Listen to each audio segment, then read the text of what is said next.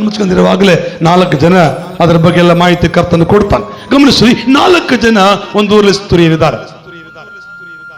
ಅವರು ಏನ್ ಮಾಡ್ತಾ ಇದ್ದಾರೆ ಅಂದ್ರೆ, ಒಳ್ಳೆ ನೈಪುಣ್ಯವುಳ್ಳ ಸ್ತ್ರೀಯರು, ಅಂದ್ರೆ ಒಳ್ಳೆ ಜ್ಞಾನವಂತರು. ಹೇಳಿ, ಎಷ್ಟು ಜ್ಞಾನವಂತರು ಅಂದ್ರೆ ಅಷ್ಟು ಜ್ಞಾನ. ಇನ್ನು ಹೇಳ್ತಿರ್ಬೇಕಾದ ತಿಳ್ಕೊಳ್ತಾರೆ, ಅಷ್ಟು ಶಾರ್ಪ್ ಇದ್ದಾರೆ ಅವರು, ಅಷ್ಟು ಶಾರ್ಪ್. ಏನಾದ್ರೂ ವಿಷಯ ಮಾತಾಡ್ಬೇಕು ಸ್ಟಾರ್ಟ್ ಮಾಡಿದ್ ಸಾಕು ಇವ್ರು ಇದ್ರ ಬಗ್ಗೆ ಮಾತಾಡ್ತಾರೆ ಅಂತ ಮೈಂಡಲ್ಲಿ ಕ್ಯಾಚ್ ಮಾಡ್ತಾರೆ. ಏನಾದ್ರೂ ಅವ್ರು ಏನು ಹೇಳಬೇಕು ಅಂತ ಬಾಯಲ್ಲಿ ಎದುರು ವ್ಯಕ್ತಿ ಅನ್ಕೊಳ್ಳಿರುವಾಗಲೇ ಇದನ್ನ ಹೇಳ್ತೀನಿ ನೋಡು ಅಂತ ಹಂಗ ತಿಳ್ಕೊತಾರೆ, ಅಷ್ಟು ಶಾರ್ಪ್ ಇದ್ದಾರೆ. ಎಷ್ಟು ಜನ ಜೊತೆಗೆ ಆ 4 ಜನರ ಜೊತೆಯಲ್ಲಿ ಇನ್ನ 3 ಜನ ಹೆಣ್ಮಕ್ಳಿದ್ದಾರೆ. ಹೇಳಿ, ಆ 3 ಜನಕ್ಕೆ ಒಂದು ಮಾತನ್ನ 9 ಸಾರಿ ಹೇಳಬೇಕು. ಹಂಗಾದ್ರೆ ಅರ್ಥ ಆಗ್ತದೆ ಅವರಿಗೆ. ಎಷ್ಟು ಮಾತನ್ನ ಎಷ್ಟು ಹೇಳ್ಬೇಕು? 9 ಸಾರಿ ಹೇಳ್ಬೇಕು. ಹಂಗಾದ್ರೆ ಅರ್ಥ ಆಗುತ್ತೆ. ಒಂದ್ಸರಿ ಹೇಳ್ತಿದ್ರೆ ಅರ್ಥನೇ ಆಗಲ್ಲ ಅವ್ರಿಗೆ ಅಷ್ಟೇ. ಓಕೆ, ಒಂದು ಕಡೆ ಜೊರೆ ಯಾರವರು? ಬಹಳ ಶಾರ್ಪ್ ಮೈಂಡ್, ಬಹಳ ಚುರುಕು. ಇನ್ನೊಂದು ಕಡೆ ಅವರೆಂತವರು,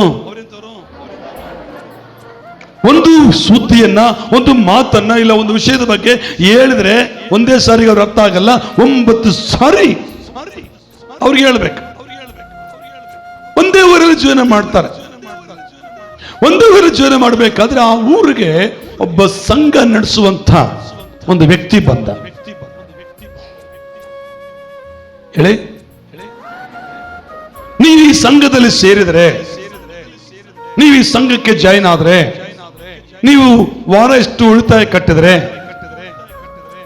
ನಿಮಗಿಷ್ಟು ಲೋನ್ ಕೊಡ್ತೇವೆ, ನೀವು ಯಾರನ್ನ ಸೇರ್ರಿ, ಯಾರನ್ನ ಸೇರ್ಬೋದು ಅಂತ ಸಂಘದವರು ಅವ್ರಿಗೆ ಮಾಹಿತಿ ಕೊಡಕ್ಕೆ ಸ್ಟಾರ್ಟ್ ಮಾಡಿದ್ರು. ಈಗ ಹೇಳ್ರಿ, ಯಾರು ಬೇಗ ಕೇಳಿಸ್ಕೊಳ್ತಾರ? 4 ಜನ ಇವ್ರು ಕೇಳಿಸ್ಕೊಂಡಿಲ್ಲ, ಇವ್ರಿಗೆ ಕೇಳಿಸ್ಕೊಂಡಿದ್ದಾರೆ, ಇವರು ಕೇಳಿಸ್ಕೊಂಡಿದ್ದಾರೆ. ಆ 4 ಜನ ವೇಗವಾಗಿ ಬೇಗ ಬಂದು ಏನ್ ಮಾಡಿದ್ರು ಗೊತ್ತಾ? ನನ್ನ ಹೆಸರು ಬರ್ಕೋ, ನನ್ನ ಹೆಸರು ಬರ್ಕೋ, ನಮ್ಮ ಅಕ್ಕನ ಹೆಸರು ಬರ್ಕೋ, ನಮ್ಮ ತಂಗಿ ಹೆಸರು ಬರ್ಕೋ, ನಮ್ಮ ಅತ್ತಿಗೆ ಹೆಸರು ಬರ್ಕೋ, ಟಕ ಬರ್ಸ್ಬಿಟ್ರು. ಈ 3 ಜನ ಕೂಡ ಹೇಳಿದ್ರಲ್ಲ, ಅಮ್ಮ ನೀವ್ ಹೆಂಗಂದ್ರೆ ನೋಡ್ತೀವಿ ನಾವು ಅಂದ್ರು.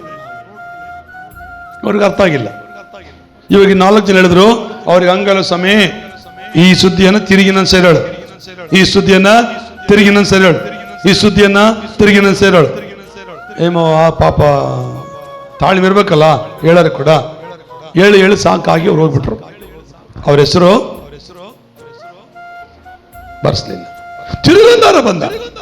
ತಿರುಗಾರ ಬಂದ್ಮೇಲೆ ಇವರು ಕೂಡ ಇದ್ದಾರೆ. ಮತ್ತೆ ಅವರು ಬಂದ್ರು, ಏನಮ್ಮ ನೀವು ಹೆಂಗೆ ನೋಡ್ತೀವ ಅಂದ್ರು. ಮತ್ತೆ ಎಷ್ಟು ವಾರ ಆಯ್ತು? ಇವ್ರನ್ನ ಬೈಲಿಕ್ಕೆ ಸ್ಟಾರ್ಟ್ ಮಾಡಿದ್ರು. ಯಾರನ್ನ ಬೈಲಿಕ್ಕೆ? ಈ 3 ಜನ ಬೈಲಿ ಸ್ಟಾರ್ಟ್ ಮಾಡಿದ್ರು. ನಿನ್ ಬರ್ಸಿಲ್ಲ, ಹೋಗ್ಬಿಡತ್ತಾಗ ನಾ ಬೇರೆ ತಗಂತೀವಿ, ಇಲ್ಲ ಬರ್ಸ್ತೀವಿ, ಸ್ವಲ್ಪ ನೋಡ್ತೀವಿ. ಮತ್ತಿನಿಂದಾರ ಬಂದ್ರು. Hallelujah, hallelujah. ಇವರು ಬಂದಾರ. ಯಾರು? ಈ 3 ಜನ ಬಂದಿದ್ದಾರೆ, 4 ಜನ ಬಂದರು. ನೋಡ್ರಮ್ಮ, ನೀವು 10 ಜನ ಸೇರಿದ್ರೇನೆ ನಾವು ನಿಮಗೆ ಕೊಡ್ತೀವಿ, ಲೋನ್ ಕೊಡ್ತೇವೆ. ಅವಾಗ 3ನೇ ವಾರ ಈ 3 ಜನ ಬಿಟ್ಟು ಈ 4 ಜನ ಜೊತೆಗೆ ಇನ್ನ 6 ಜನನ ಕರ್ಕೊಂಡು ಆ ಸಂಘಕ್ಕೆ ಹೆಸರು ನೋಂದಾಯಿಸಿಬಿಟ್ರು. ಇವರು ವಾರ ಬರ್ತಾನೆ ಇದ್ದಾರೆ. ಇವ್ರ ಹೆಸರು ಬರ್ಸ್ಲಿಲ್ಲ. ಆದ್ರೆ ಪ್ರತಿ ವಾರ ಈಗ ಸಂಘ ಸ್ಟಾರ್ಟ್ ಆಯ್ತು. ಏನಾಯ್ತು? ಇವ್ರು ಉಳಿತಾಯ ಕಟ್ಲಿಕ್ಕೆ ಸ್ಟಾರ್ಟ್ ಮಾಡಿದ್ರು. 1 ವಾರ ಆಯ್ತು, 2 ವಾರ ಆಯ್ತು, 3 ವಾರ ಆಯ್ತು. ಇವ್ರು ವಾರ ಬರ್ತಾನಿದಾರ. ಯಾರ ಬರ್ತಾನಿದಾರ? ಕಟ್ಟಿಲ್ಲ. ಇವ್ರಿಗೆ ಹೇಳ್ತಾರೆ ಈ ಜನ ಪಕ್ಕದಾಗಿರೋರು, ನಿಮ್ಗೆ ದುಡ್ಡು ಕಟ್ಟಿಲ್ಲ, ಸಂಘ ಕಟ್ಟಿಲ್ಲ, ಯಾಕೆ ಬರ್ತಾರೆ? ಸುಮ್ಮನೆ ಬರ್ತೀವಿ ನಾವು. 1 ವರ್ಷ ಆಯ್ತು. ಹೇಳಿ, ವರ್ಷ ಆಯ್ತು. ಲೋನ್ ಕೊಡ್ಬೇಕೀಗ. ನೋಡಮ್ಮ, ಉಳಿತಾಯ ಎಷ್ಟು ಜಾಸ್ತಿ ಕಟ್ತಿರೋ ಅಷ್ಟು ಜಾಸ್ತಿ ಲೋನ್ ಕೊಡ್ತೇವೆ. ಯಾರು ಎಷ್ಟು ಕಟ್ತಾರೋ ಅಷ್ಟು ಕೊಡ್ತೇವೆ. ಎಷ್ಟು ಕೊಡ್ತೀರಾ? ನಿಮ್ಗೆ ಎಷ್ಟು ಕಟ್ತಿರೋ ಅದ್ರ ಮೇಲೆ ನಾವು ಕೊಡ್ತೇವೆ. ಅಂದ ಕೂಡಲೇ ಟಕ ಒಬ್ರು 1 ವರ್ಷದ ಆಗಸ್ಟ್ ಒಳಗೆ ಅಲ್ಲಿ ಬಚ್ಚಕ್ಕಿದ್ದು ಇಲ್ಲಿ ಬಚ್ಚಕ್ಕಿದ್ದು ತಗೊಂಡು ಎಲ್ಲ ಕಟ್ಟಿಬಿಟ್ರು. ಎಲ್ಲಿಗೆ? ಆ ಸಂಘ ಕಟ್ಟಿದ್ರು. ನೆಕ್ಸ್ಟ್ ವಾರಮ್ಮ ನಿಮ್ಗೆ ಲೋನ್ ಅಪ್ಲೈ ಆಗ್ತದೆ, ಲೋನ್ ಬರ್ತದೆ. ಒಬ್ಬೊಬ್ಬರು ಒಂದು ಅಂದಾಜು ಇಟ್ಕೊಳ್ಳಿ, ಒಬ್ಬೊಬ್ಬರು 50,000 ಕಟ್ಟಿದ್ರು 1 ವರ್ಷದವರೆಗೂ, ಇನ್ನೊಬ್ರು 1 ಲಕ್ಷವರೆಗೆ ಕಟ್ಟಿದ್ರು, ಇನ್ನೊಬ್ರು 90,000 ಕಟ್ಟಿದ್ರು. ಹೀಗೆ ಅವ್ರ ಸಾಮರ್ಥ್ಯ ಮಟ್ಟ ಕಟ್ಟಿದ್ರು. ನಿಂದು ನೋಡಮ್ಮ 50,000 ಆಯ್ತಾ, ಇಷ್ಟು ಲೋನ್ ಕೊಡ್ತಾನೆ, 1 ಲಕ್ಷ ಇದೆ ಇಷ್ಟು ಲೋನ್ ಕೊಡ್ತಾನೆ. ಇವ್ರು ಬರ್ತಾನೆ ಇದಾರ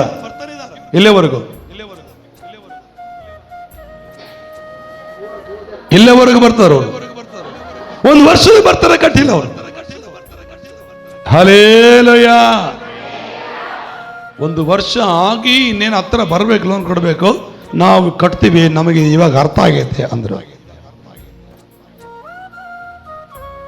ಇಲ್ಲಿದ್ದೀರಾ? ಇನ್ನು 2-3 ವಾರದಲ್ಲಿ ಲೋನ್ ಅವ್ರಿಗೆ ಅಪ್ಲೈ ಆಗುತ್ತೆ. ಲೋನ್ ಶಾಂಕ್ಷನ್ ಆಗಿ ಅವ್ರ ಕೈ ದುಡ್ಡು ಬರೋ ಹತ್ರ ಬರುತ್ತೆ. ಇವಾಗ ನಮ್ಮಗಳು ಸೇರಿಸ್ಕೊಡ್ರಿ, ನಾವು 1 ವರ್ಷ ಪೂರ್ತಿ ಬಂದೇವಲ್ಲ, ನಾವು ಕೂಡ ಸಂಘದಲ್ಲಿ ಸೇರ್ಕೊಳ್ತೀವಿ, ನಮಗೆ ಕೂಡ ಲೋನ್ ಕೊಡ್ರಿ ಅಂತಾರ. ಈಗ ಏನ್ ಮಾಡ್ಬೇಕು ಇವರು?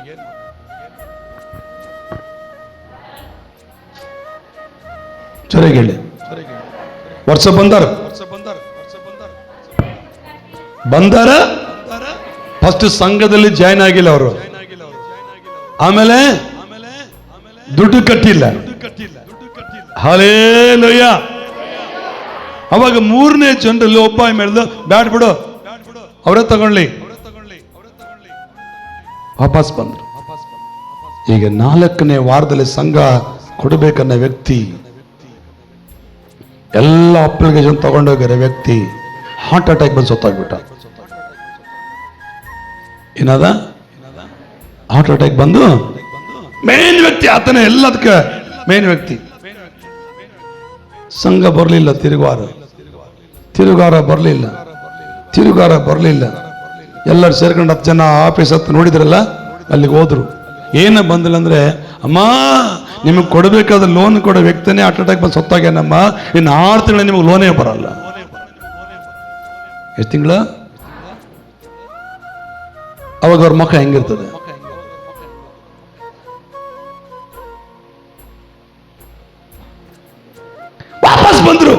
ವಾಪಸ್ ಬಂದ್ರು. ಒಬ್ರೇನೋ ಎಂತ ಮೋಸ ಮಾಡ್ದ, ಒಬ್ರು ಮಾತಾಡ್ಕೊಂಡು ಬಂದ್ರು. ಇನ್ನೊಬ್ರು ಅವ್ರು ಇದ್ರಲ್ಲ, ಅವರೇ ಬೇಸಾದ್ರಪ್ಪ. Hallelujah, ಜೋರಿಗೆ hallelujah. ಊರಲ್ಲಿ ಬಂದ್ರು, ತಿರುಗಾರಿ ಇವ್ರು ಸೇಮ್ ಸಂಘ ಹೋಗ್ಬೇಕಲ್ಲ, ಇವ್ರು ಹೋಗಿದ್ರೆ ಅವರು 10 ಜನ ಬಂದಿಲ್ಲ. ಇವರೇ ಕೇಳಿದ್ರು, ಯಾಕೆ ಬಂದಿಲ್ಲ ನೀವು? ಯಾಕಂದ್ರೆ ಎಮ್ಮೋ ಏನ್ ಹೇಳ್ತೀನಿ, ನಮ್ಮ ಕತೆ ಅಕ್ಕಂಡೋಗ್ಬಿಟ್ಟ ಅವನು. ಹಲ್ಲೆಲೂಯ. ಈಗ ನಿಮ್ಮ ಹತ್ರ ಬರ್ತಾನೆ ಆ ಕಥೆಯಿಂದ. ನೀವು ವಾಕ್ಯವನ್ನ ಆತುರಪಟ್ಟು ಕೇಳಿ, ಆತುರದಿಂದ ಕೇಳಿ, ಅವಸರದಿಂದ ಕೇಳಿ, ಅಲ್ಲಿ ಡಿಲೇಟ್ ಮಾಡಬೇಡ್ರಿ. ನಿಧಾನ ವಾಕ್ಯವನ್ನು ಕೇಳಿ, ಪ್ರಧಾನವಾಗಿ ವಾಕ್ಯದ ಆಳ, ಉದ್ದ, ಆ ಅಗಲವನ್ನ ಅರ್ಥ ಮಾಡಿಕೊಂಡ್ರೆ ಅವರೇ ಪರಲೋಕ ರಾಜ್ಯಕ್ಕೆ ಬಾಧ್ಯರ.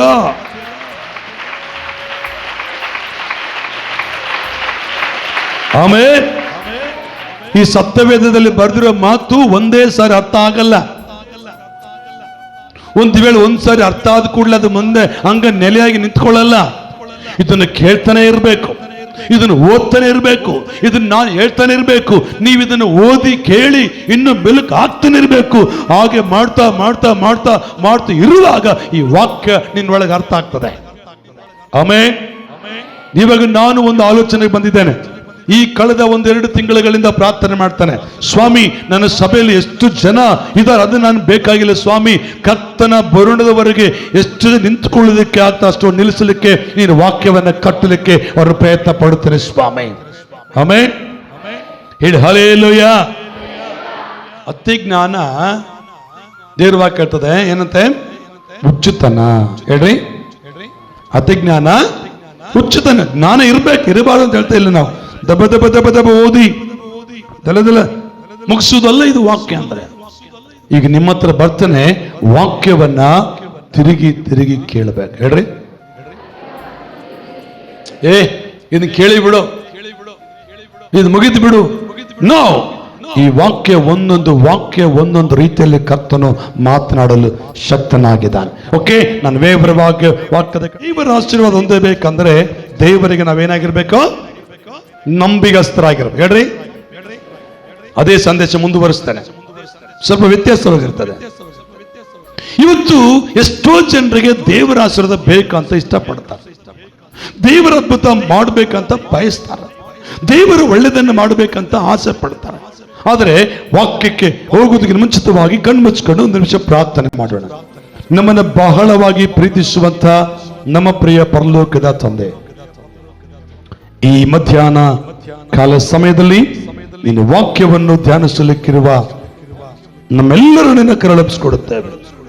ದೇವರೇ, ಇವತ್ತು ಮಾತನಾಡುವಂತ ಮಾತು ಅವು ನಿನ್ನ ಮಾತುಗಳಾಗಿರಲಿ. ದೇವಾ, ಈ ಮಧ್ಯಾಹ್ನ ಕಾಲ ಸಮಯ ಕೇಳುವ ನಿನ್ನ ಪ್ರಜೆಗಳಿಗೆ ಕಿವಿಗಳನ್ನು ಚುರುಕು ಮಾಡು, ಮನಸ್ಸು ಎಚ್ಚರಗೊಳಿಸು, ಆಲೋಚನೆ ಕೇಂದ್ರೀಕರಿಸು, ನಿಮ್ಮ ಕಡೆಗೆ ದೃಷ್ಟಿ ಇಡುವಂತ ಆತ್ಮನ ಕಾರ್ಯ ಮಾಡು. ಬೋಧಿಸುವ ನನಗೂ ಕೂಡ ನನ್ನನ್ನು ನಾನು ನಿನ್ನ ಶಿಲುಬೆಯಲ್ಲಿ ತೆಗೆದುಕೋ. ನನ್ನ ಮಾತುಗಳಾಗಿ ಮಾತನಾಡದೆ ಅವು ನಿನ್ನ ಮಾತುಗಳಾಗಿ ನೀನು ಮಾತನಾಡು. ಯೇಸುವೇ, ನಿನ್ನ ಆತ್ಮನ ಕಾರ್ಯ ನಡೆಸು. ವಾಕ್ಯವೇ ಸತ್ಯ, ಸತ್ಯವೇ ವಾಕ್ಯ, ವಾಕ್ಯವೇ ದೇವರು, ದೇವರೇ ವಾಕ್ಯ. ಅದನ್ನು ಚೆನ್ನಾಗಿ ತಿಳಿದವರಾಗಿ ನಡಲಿಕ್ಕೆ ಕೃಪೆ ತುಂಬಿಸು. ಯೇಸು ನಾಮದಲ್ಲಿ ಆಮೆನ್, ಆಮೆನ್. ಓಕೆ, ನಾವು ಆಶೀರ್ವಾದ ಹೊಂದಿಕೊಳ್ಳಬೇಕಂದ್ರೆ ದೇವರಿಗೆ ಹೇಳ್ರಿ, ಇವತ್ತಿನ ವಾಕ್ಯ ನಾವು ಜೋರಾಗಿ ನಾವು ಆಶೀರ್ವಾದ ಹೊಂದಿಕೊಳ್ಳಬೇಕಂದ್ರೆ ದೇವರಿಗೆ ನಂಬಿಗಸ್ತರಾಗಿರ್ಬೇಕು. ಮಾತಾಡಕ್ ಬರುತ್ತೆ ನಿಮ್ಮೆಲ್ಲರಿಗೆ? ಹೆಚ್ಚಿನ ಮಾತಾಡಕ್ ಬರುತ್ತೆ? ನನಗೆ ಮಾತಾಡಕ್ ಬರ್ತಂದ್ರೆ ಅಲ್ಲೆಲ್ಲಿ ಹೇಳ್ರಿ, ನನಗೆ ಮಾತೇ ಬರಂಗಿಲ್ಲ ಅಂದ್ರೆ ಅಲ್ಲೆಲ್ಲಿ ಹೇಳ್ರಿ. ಓ, ಇವತ್ತು ನಂಬಿಗಸ್ತಕ್ಕೆ ಕುರಿತಾಗಿ ನಾನು ತಿರುಗಿ ಮಾತಾಡಲಿಕ್ಕೆ ಬರ್ತೇನೆ. ಯಾಕೆ ಇದು ಬಹಳ ಮುಖ್ಯ ಅಂದ್ರೆ, ದೇವರು ನಮ್ಮನ್ನು ನೋಡುವಾಗ, ದೇವರು ನಮ್ಮನ್ನ ಗಮನಿಸುವಾಗ ನಮ್ಮ ನಂಬಿಗಸ್ತಿಕೆ ಹೇಗಿದೆ, ನಮ್ಮ ನಂಬಿಗಸ್ತೆ ಕುರಿತಾಗಿ ದೇವರು ಏನಂತ ಹೇಳ್ತಾನೆ, ದೇವರು ಮಾತನಾಡೋ ಮಾತು ಒಂದ್ಸಾರಿ ನಾವು ಧ್ಯಾನಿಸೋಣ. ಲೂಕನ ಸುವಾರ್ತೆಗೆ ನಾವು ಬರೋಣ. Thank you Lord. ದೇವರ ವಾಕ್ಯ ನಾವು ಹೀಗೆ ಇರ್ತದೆ. ಲೂಕನ ಸುವಾರ್ತೆ 16ನೇ ಅಧ್ಯಾಯ 10ನೇ ವಚನವನ್ನ ಒಂದು ಸಾರಿ ನಾವು ಓದೋಣ. ಲೂಕ ಸುವಾರ್ತ, ಸ್ವಲ್ಪವಾದುದರಲ್ಲಿ ನಂಬಿಗಸ್ತನಾದವನು ಬಹಳವಾದುದರಲ್ಲಿಯೂ ನಂಬಿಗಸ್ತನಾಗುವನು. తెలుగులో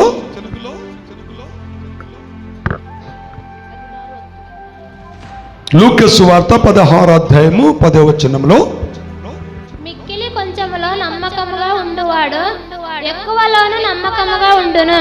ಥ್ಯಾಂಕ್ ಯು. ಇವತ್ತಿನ ವಾಕ್ಯ ನಂಬಿಗಸ್ತಕ್ಕೆ ಕುರಿತಾಗಿ ನಾನು ಮಾತನಾಡ್ತಾನೆ.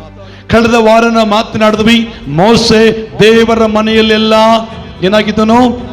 ನಂಬಿಗಸ್ತನಾಗಿದ್ದನು. ಅವನ ಕರೆಯುವಿಕೆಯಲ್ಲಿ ನಂಬಿಗಸ್ತನಾಗಿದ್ದನು. ಜನರಿಗೋಸ್ಕರ ಹೋರಾಡಿ ಪ್ರಾರ್ಥನೆ ಮಾಡೋದ್ರಲ್ಲಿ ಕೂಡ ನಂಬಿಗಸ್ತನಾಗಿದ್ದನು ಎಂಬುದಾಗಿ ನೋಡುತ್ತೇವೆ.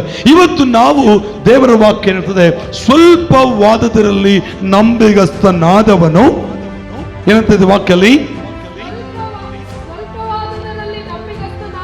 ನಾದವನು ಮೈಕ್ ತಗೋಬೇಕು, ಬಹಳವಾದದರಲ್ಲಿ ಕೂಡ ನಂಬಿಗಸ್ತನಾಗಿರುವನು.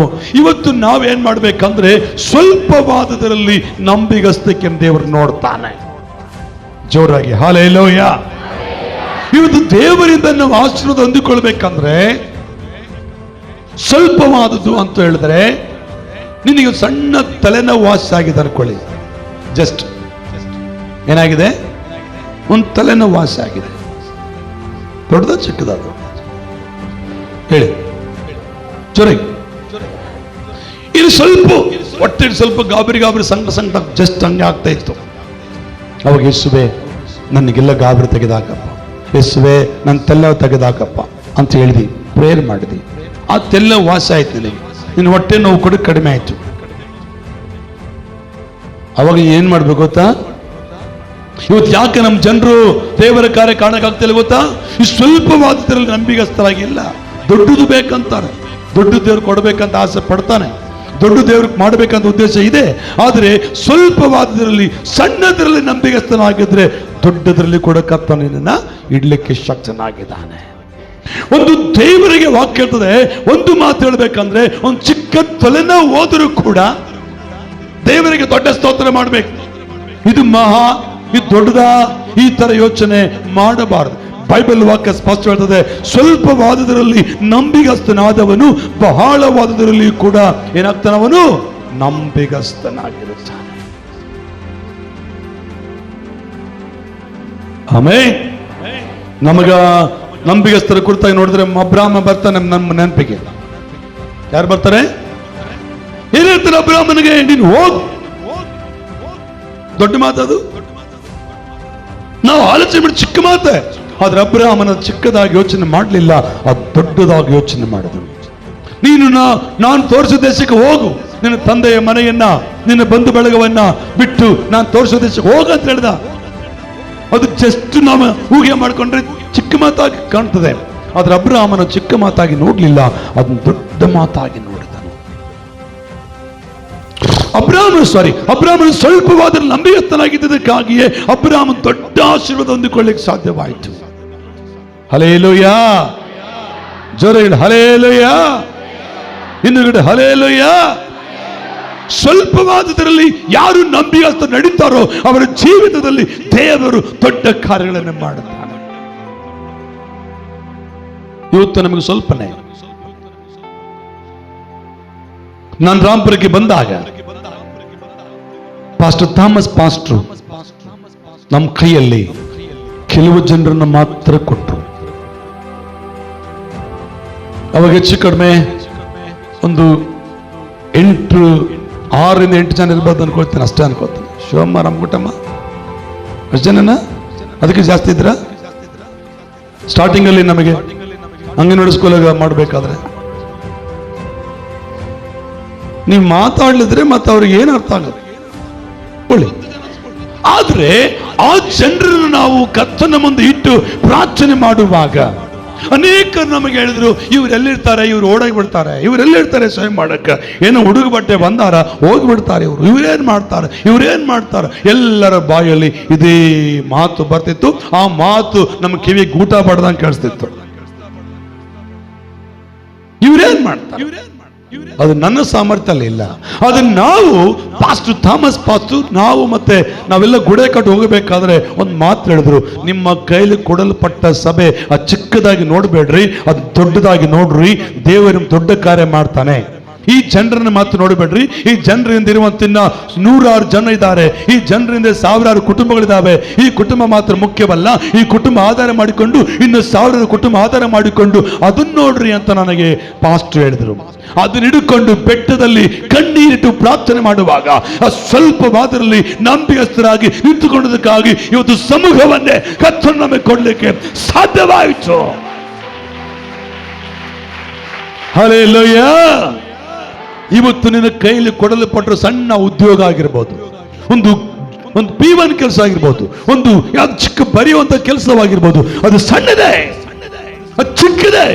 ಅದರಲ್ಲಿ ನಂಬಿಗಸ್ತನ ನಿಂತುಕೊಂಡ್ರೆ ಅದನ್ನು ದೇವರು ದೊಡ್ಡದಾಗಿ ಮಾಡಲಿಕ್ಕೆ ನಮ್ಮ ದೇವರಿಗೆ ಶಕ್ತಿ ಉಂಟು, ನಮ್ಮ ದೇವರಿಗೆ ಸಾಧ್ಯ ಉಂಟು. ಹಲ್ಲೆಲೂಯಾ. ಇನ್ನುಗಡೆ ಹಲ್ಲೆಲೂಯಾ. ಅವತ್ತು ಸ್ವಲ್ಪ ಚಿಕ್ಕದಂತ ಅನ್ಕೊಂಡ್ರೆ ನಾವು ಏನ್ ಮಾಡಕ್ಕೆ ನಮ್ಮ ಕೈಲೇ ಆಗ್ತಿರ್ಲಿಲ್ಲ. ಇವತ್ತು ನಿನಗೆ ಕೊಡಲ್ಪಟ್ಟಿರುವಂತ ದೇವರ ವಾಕ್ಯ ಚಿಕ್ಕ ವಾಕ್ಯ ಆಗಿರ್ಬೋದು, ಇವತ್ತು ನಿನಗೆ ಕೊಡಲ್ಪಟ್ಟಿರುವ ಪ್ರಾರ್ಥನೆ ಚಿಕ್ಕ ಪ್ರಾರ್ಥನೆ ಆಗಿರ್ಬೋದು. ಇವತ್ತು ನೀನು ಹಾಕುವಂತ ಕಣ್ಣೀರು ಅಲ್ಪ ಅಂತ ಯೋಚನೆ ಮಾಡಬೇಡ, ಅದನ್ನು ಶ್ರೇಷ್ಠವಾಗಿ ಅದು ದೊಡ್ಡದಾಗಿ ಆಲೋಚನೆ ಮಾಡಿದ್ರೆ ದೇವರು ದೊಡ್ಡದಾಗಿ ಮಾಡಲಿಕ್ಕೆ ಶಕ್ತನಾಗಿದೆ. ನಂಬಿಗಸ್ತಕ್ಕೆ ಬಹಳ ಮುಖ್ಯ. ವಾಕ್ಯ ಮತ್ತೊಂದು ಕಡೆ ನೋಡ್ತೇವೆ ನಾವು, ಮತ್ತಾಯನ ಸುವಾರ್ತೆಯಲ್ಲಿ ಕೂಡ ಒಂದು ಮಾತು ನಮಗೆ ಅಲ್ಲಿ ಕಾಣಲ್ಪಡುತ್ತದೆ. Thank you Jesus Lord. 25ನೇ ಅಧ್ಯಾಯದಲ್ಲಿ ಕರ್ತನು ನಮಗೆ ಒಂದು ಮಾತು ಹೇಳ್ತಾನೆ, 25ನೇ ಅಧ್ಯಾಯ 21ನೇ ವಚನ. ಮತ್ತೆ ಸುವಾರ್ತೆಯಲ್ಲಿ ದೇವರು ಮತ್ತೊಂದು ಮಾತನ್ನು ಮಾತನಾಡಲಿಕ್ಕೆ, ಅವನ ದಣಿಯು ಬಲ ನಂಬಿಗಸ್ತನಾದ ಒಳ್ಳೆ ಆಳು ನೀನು. ಓಕೆ, ಸ್ವಲ್ಪ ಕೆಲಸದಲ್ಲಿ ನಂಬಿಗಸ್ತನಾಗಿದ್ದಿ, ದೊಡ್ಡ ಕೆಲಸದಲ್ಲಿ ನಿನ್ನನ್ನು ಇಡುತ್ತೇನೆ. ಮುಂದೆ, ನಿನ್ನ ದಣಿಯ ಸೌಭಾಗ್ಯದಲ್ಲಿ ಸೇರು ಅಂದನು. ಆಗ 2 ತಲಾಂತು ಹೊಂದಿದವನು ಮುಂದೆ ಬಂದು, ಸ್ವಾಮಿ, 2 ತಲಾಂತು ನನಗೆ ಒಪ್ಪಿಸಿದೆಯಲ್ಲ, ಇಗೋ ಇನ್ನು 2 ತಲಾಂತು ಸಂಪಾದಿಸಿದ್ದೇನೆ ಅಂದನು. ಅವನು ದಣಿಯು ಅವನಿಗೆ, ಬಲ ನಂಬಿಗಸ್ತನಾದ ಒಳ್ಳೆ ಆಳು, ಬಲ ನಂಬಿಗಸ್ತನಾದ ಒಳ್ಳೆ ಆಳು ನೀನು ಸ್ವಲ್ಪ ಕೆಲಸದಲ್ಲಿ ನಂಬಿಗಸ್ತನಾಗಿದ್ದಿ, ಸ್ವಲ್ಪ ಕೆಲಸದಲ್ಲಿ ನಂಬಿಗಸ್ತನಾಗಿದ್ದಿ, ದೊಡ್ಡ ಕೆಲಸದಲ್ಲಿ ನಿನ್ನನ್ನು ಇಡುತ್ತೇನೆ. ಆಮೇಲೆ ನಿನ್ನ ದಣಿಯ ಸೌಭಾಗ್ಯದಲ್ಲಿ ಸೇರು ಎಂದು ಹೇಳಿದನು. ಹಲ್ಲೆಲೂಯಾ. ಇಲ್ಲಿ ತಲಾಂತುಗಳ ಬಗ್ಗೆ ನಾನು ನೋಡುತ್ತೇವೆ, ಬಹಳ ಸಾರಿ ವಾಕ್ಯ ಕೇಳಿಸ್ಕೊಂಡಿದ್ದೇವೆ. ಅದನ್ನು ನಾನು ತೆಗೆದುಕೊಂಡ ಭಾಗ ನಂಬಿಗಸ್ತಿಕೆ ಬಹಳ ಮುಖ್ಯ. ಜೋರಗೇಳಿ, ನೀನು ನಂಬಿರುವ ದೇವರು ನಿನ್ನನ್ನ ಉದ್ಧಾರ ಮಾಡ್ತಾನೆ ಹೊತ್ತು ದರಿದ್ರತನ ತೆಗೆದುಕೊಂಡು ಹೋಗುವುದಿಲ್ಲ. ಒಂದ್ ವೇಳೆ ದರಿದ್ರನ ಆಗ್ತಾ ಇದೆ ಅಂದ್ರೆ ನೀನ್ ದೇವರ ಮಾತನ್ನು ಚೆನ್ನಾಗಿ ಕೇಳಿಸ್ಕೊಂಡಿಲ್ಲ ಅಷ್ಟೇ. ನಿನ್ನ ಪರಿಸ್ಥಿತಿ ಹದಗೆಟ್ಟು ಹೋಗ್ತದೆ ಅಂದ್ರೆ ದೇವರ ವಾಕ್ಯದಂತೆ ನೀನು ನಡ್ಕೊಂಡಿಲ್ಲ ಅಷ್ಟೇ. ದೇವರ ವಾಕ್ಯದಂತೆ ನೀನು ನಡ್ಕೊಳ್ಳೋದು ನಿಜವಾಗುವುದಾದ್ರೆ, ದೇವರ ಮಾತನ್ನು ಕೈಗೊಂಡು ಬಾಳಲಿಕ್ಕೆ ತೀರ್ಮಾನ ಮಾಡಿಕೊಳ್ಳೋದಾದ್ರೆ, ನಿನ್ನ ದರಿದ್ರತನ ತೆಗೆದುಹಾಕಿ ಧಣಿಯ ಸೌಭಾಗ್ಯದಲ್ಲಿ ಸೇರುವಂತೆ ಮಾಡ್ತಾನೆ. ಹಲ್ಲೆಲೂಯಾ. ಇನ್ನೂ ಗಟ್ಟಿಯಾಗಿ ಹಲ್ಲೆಲೂಯಾ. ಕರ್ತನಿಗೆ ಸ್ತೋತ್ರವಾಗಲಿ. ಇಲ್ಲಿ ಬೈಬಲ್ ವಾಕ್ಯ ನಮಗೆ ಹೇಳ್ತದೆ, ಬಲ ನಂಬಿಗಸ್ತನಾದ ಒಳ್ಳೆಯ ನನ್ನನ್ನು ಯೇಸು ಸ್ವಾಮಿ ನೋಡುವಾಗ, ನಿಮ್ಮನ್ನು ಯೇಸು ಸ್ವಾಮಿ ನೋಡುವಾಗ ಈ ಮಾತು ನಮಗೆ ಹೇಳಲಿಕ್ಕೆ ಸಾಧ್ಯನಾ? ನಮ್ಮ ಮೇಲೆ ಆತ ಹೇಳಕ್ ಸಾಧ್ಯನಾ? ನನ್ನ ಕನ್ನಡ ನಿಮಗೆ ಅರ್ಥ ಆಗ್ತದ? ಹಲ್ಲೆಲೂಯಾ. ಈಗ ಯೇಸು ಸ್ವಾಮಿ ಬಂದು ನಿನ್ನನ್ನು ಬಲ ನಂಬಿಗಸ್ತನಾದ ಒಳ್ಳೆ ಆಳು ಅಂತ ನಮ್ಮ ಮೇಲೆ ಹೇಳಕ್ ನಮ್ಗೆ ಆ ಮನಸ್ಸಿದೆಯಾ? ನಮ್ಗೆ ಹೇಳ್ಬೋದ ಆತ? ನಂಗೆ ಹೇಳ್ತಾನಂತಾರ? ನನ್ನ ಕನ್ನಡ ನಿಮ್ಗೆ ಅರ್ಥ ಆಗಿಲ್ಲ. ಇವತ್ತು ಯೇಸು ಸ್ವಾಮಿ ಬಂದು ನಿಮ್ಮನ್ನು ನೋಡಿ ಬಲ ನಂಬಿಗಸ್ತನದ ಒಳ್ಳೆ ಆಳು ಅಂತ ಹೇಳ್ತಾನೆ ಅಂತೀರಾ? ಹೇಳ್ತಾನೆ, ಇನ್ನ ಹೇಳ್ತಾನೆ ಅಂತವ್ರು ಹೇಳ್ರಿ, ಹೇಳ್ತಾನೆ ಕೈ ತೋರಿಸ್ರಿ. ನಿನ್ ಬಗ್ಗೆ ಶಿವಮ್ಮ ನಿನ್ನ ಬಲ ನಂಬಿಗಸ್ತನ ಒಳ್ಳೆ ಆಳು ಅಂತ ನಿನ್ ಬಗ್ಗೆ ಹೇಳ್ತಾನಂತೀಯ? ಶಿವಮ್ಮ ಹೇಳ್ತಾನ? ಹೇಳ್ತಾನ? ಎದುರ್ಕ ಬೇಡ, ಹೇಳಿ, ಹೇಳ್ತಾನ? ಕರೆಕ್ಟಾಗಿ ಹೇಳ್ರಿ, ನಾನು ಕನ್ನಡ ಅರ್ಥ ಆಗಿದ್ರೆ ಹೇಳ್ರಿ. ಹೇಳ್ತಾನ? ಹೇಳ್ತಾನ ಅಂದ್ರೆ ಕೈ ತೋರಿಸ್ರಿ. ಬಲ ನಂಬಿಗಸ್ತನ ಒಳ್ಳೆ ಆಳಂತ ನನ್ನ ಬಗ್ಗೆ ದೇವ್ರು ಹೇಳ್ತಾನ ಅನ್ನೋರು ಹೆಂಗ್ ಹೇಳ್ತೀರಿ ನೀವು? ಏನ್ ಮಾಡ್ರಿ ಅಂತ ಹೇಳ್ತಾನೆ ನಿಮ್ಮನ್ನ? ಏನ್ ಮಾಡಿದ್ರಿ ಅಂತ ಹೇಳ್ತಾನೆ ನಿಮ್ಮನ್ನ?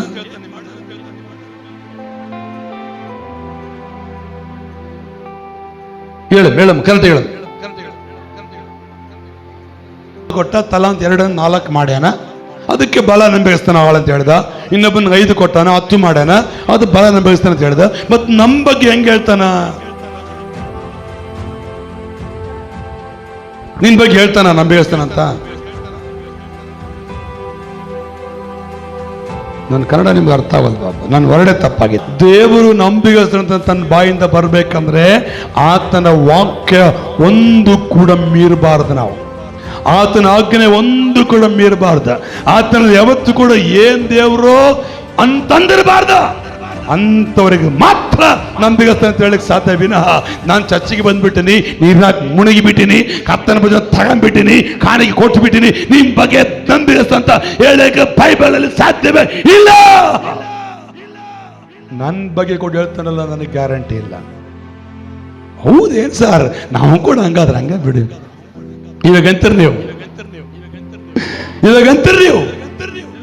ಆದ್ರೆ ನಮ್ಮಪ್ಪ ನನ್ನನ್ನ ನಿನ್ನನ್ನ ನೋಡಿ ಮಾತನಾಡಿಸುವಾಗ ಹೆಂಗ ಮಾತಾಡಿಸ್ಬೇಕು ಗೊತ್ತಾ? ಬಲ ನಂಬಿಗಸ್ತನಾದ ಒಳ್ಳೆ ಭಕ್ತನೇ, ಒಳ್ಳೆ ಭಕ್ತರನ್ನು ಕರಿಬೇಕಂದ್ರೆ ಇವತ್ತು ವಾಕ್ಯಕ್ಕೆ ಪ್ರಾಮುಖ್ಯತೆ ಕೊಡ್ರಿ ಅಂತ ಯಾಕೆ ಇಷ್ಟು ಕಷ್ಟಪಟ್ಟಂದ್ರೆ ವಾಕ್ಯ ದೇವರೇ ಆಮೇಲೆ ನಿನಗೆ ಕೊಡಲ್ಪಟ್ಟಿರುವಂತ ಸ್ಥಾನ ಅದು ಚಿಕ್ಕದಾಗಿರ್ಲಿ, ಅದು ನಂಬಿಗಸ್ತಿಕೆಯಿಂದ ಮಾಡು. ನಿನಗೆ ಹೇಳಿದ ಮಾತು ಚಿಕ್ಕದಾಗಿರ್ಲಿ, ಆ ಮಾತು ಮೀರಿದಂಗೆ ನಡ್ಕೊಳ್ಳೋದಕ್ಕೆ ಪ್ರಯತ್ನ ಪಡು. ನಿನಗೆ ಕೊಡಲ್ಪಟ್ಟಿರುವಂತ ಪುಸ್ತಕ ಇದು ಪುಸ್ತಕ ಅಂದ್ಕೊಳ್ಳಬೇಡ, ಇದು ದೇವರ ವಾಕ್ಯ ಅಂತ ನಂಬಿ ಇದನ್ನು ಪ್ರೀತಿ ಮಾಡು. ಇದಕ್ಕೆ ದಿನಕ್ಕೆ ಒಂದ್ಸರಿ ಈಗ ಮುದ್ದು ಕೊಡು, ವಾಕ್ಯ ಓದು, ವಾಕ್ಯ ಮೆಲುಕಾಕು. ನಿನ್ನ ಕುರಿತಾಗಿ ದೇವರು ಒಂದ್ ದಿವಸ ಬಂದು ಹೇಳ್ತಾನೆ ಈ ಮಾತನ್ನ. ನಾವು ದಿನಕ್ಕೊಂದ್ಸರಿ ಏನ್ ದೇವ್ರೇ ಏನಪ್ಪಾ ಅಂತ ಅಂದ್ಕೊಂಡಿವಿ, ಅಂದಿಲ್ಲ.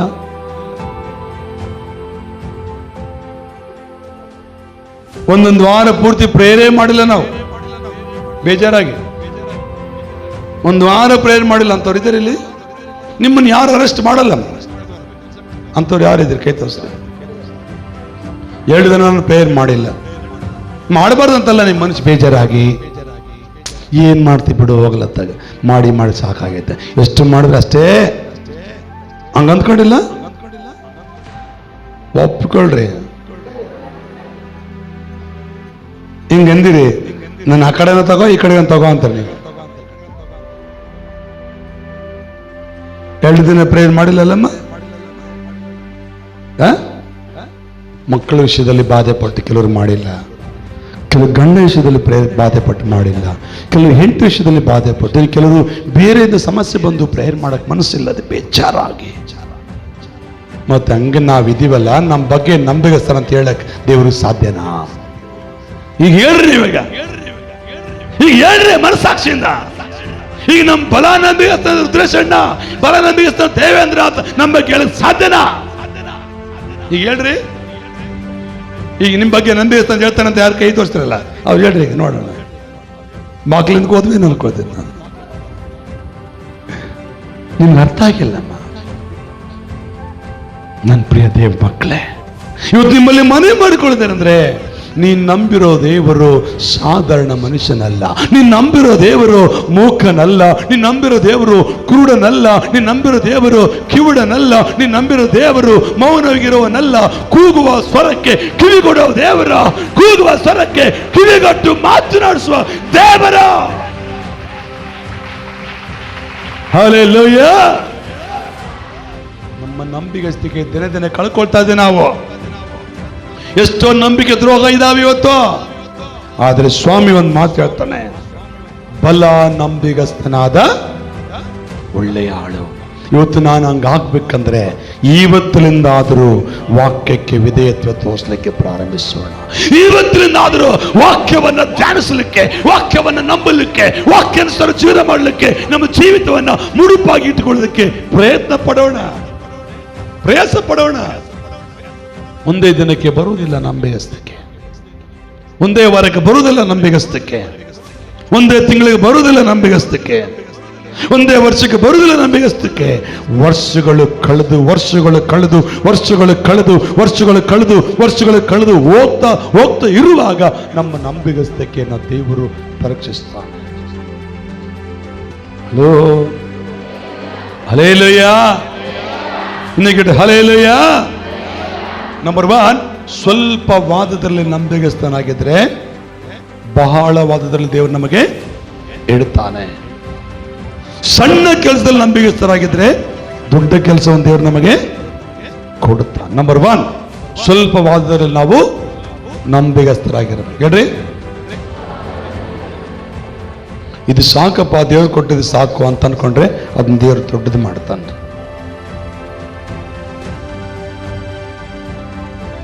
ಎರಡದಾಗಿ ನಾವು ಸಾಯಬೇಕಾದ ನಂಬಿಗಸ್ತರಾಗಿರ್ಬೇಕು. ಜರ ಹೇಳಿ, ಪ್ರಕಟಣೆ ಪುಸ್ತಕಕ್ಕೆ ಬರೋಣ. Thank you Lord. 2ನೇ ಅಧ್ಯಾಯ 10ನೇ ವಚನವನ್ನು ಒಂದ್ಸಾರಿ ಓದಿಕೊಳ್ಳೋಣ.